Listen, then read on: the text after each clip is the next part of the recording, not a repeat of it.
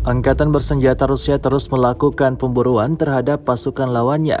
Di suatu wilayah yang tidak disebutkan dalam keterangan unggahan, militer Rusia mengejar dan mengepung tentara Ukraina dengan lemparan granat. Ya, seperti yang terlihat dalam rekaman. Mengandalkan bantuan granat asap, pasukan Rusia membuat sejumlah tentara Ukraina lari kocar-kacir mencari tempat pelindungan yang aman. Sebab parit yang seharusnya menjadi tempat pelindungan yang paling aman bagi tentara Ukraina porak-poranda diserang artileri Rusia.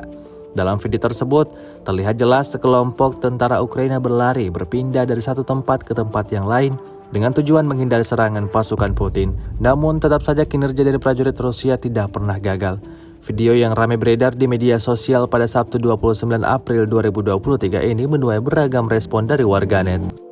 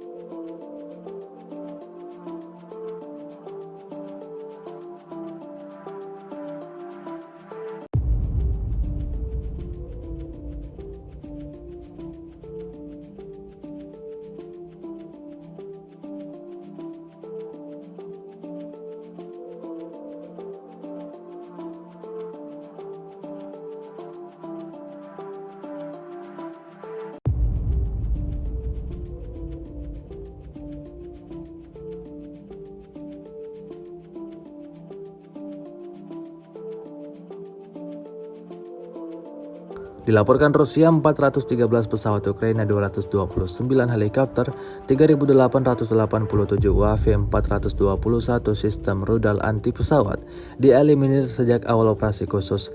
Sementara itu dari kubu Kiev, Kementerian Pertahanan Ukraina melaporkan 540 prajurit Rusia dieliminir dalam 24 jam terakhir.